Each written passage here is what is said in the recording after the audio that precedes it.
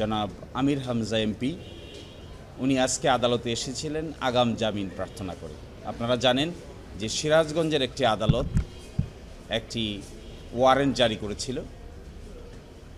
বর্তমান সরকারের একজন মাননীয় মন্ত্রী ওনার ব্যাপারে একটা মন্তব্য করেছেন এবং তার পক্ষে সিরাজগঞ্জ বারের একজন আইনজীবী একটি মামলা করেছেন পেনাল কোডের 3টি সেকশন দিয়ে।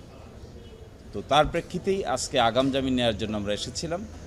আদালত শুনানি করে আমাদেরকে আগাম জামিন দিয়েছেন 8 সপ্তাহ অথবা till conclusion of the trial, অথবা মামলা শেষ হওয়া পর্যন্ত, এবং একটি রুলও জারি করেছেন। আর এই সময়ের পরে তিনি পরবর্তীতে উপযুক্ত সময়ে সিরাজগঞ্জের আদালতে গিয়ে উনি আত্মসমর্পণ করবেন। তো এই আদেশটি আজকে পেয়েছেন এবং আমরা প্রত্যাশা করব যে এই আদেশটি আমরা আজকে একটি আইনজীবী সার্টিফিকেট দিয়ে দিচ্ছি ওনাকে। উনি আজকেও সংসদে অংশগ্রহণ করবেন, গতকালকেও সংসদে অংশগ্রহণ করেছেন। তো এই আদেশের মাধ্যমে আপাতত ওনার বিরুদ্ধে যে অ্যারেস্ট ওয়ারেন্ট জারি হয়েছিল তার কার্যকারিতা থাকলো না। ফলশ্রুতিতে পরবর্তীতে আদালতের আদেশ কমিউনিকেট হয়ে যাওয়ার পরে সংশ্লিষ্ট আদালত সিরাজগঞ্জে আমরা কবে যাব, কিভাবে যাব, এটা পরবর্তীতে আপনাদেরকে উপযুক্ত সময়ে জানানো হবে। মামলার ঘটনা হয়েছে বলেছেন ওনারা শরীয়তপুরে, মামলাটা দায়ের করেছেন সিরাজগঞ্জে। যার ব্যাপারে তিনি মন্তব্য করেছেন বলে অভিযোগ করেছেন তিনি মামলা দায়ের করেন নাই।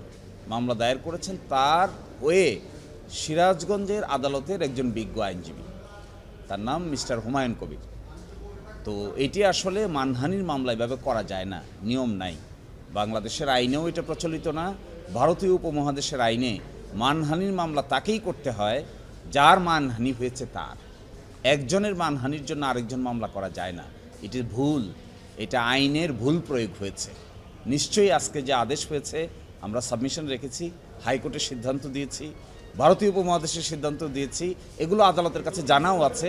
আমার মনে হয় আদেশের ভিতরে এগুলো রিফ্লেক্টেড হবে যে তিনি কিভাবে এই আদেশটা দিচ্ছেন। মন্তব্য করেছেন ধর্মবিদ্বেষী বলেছেন।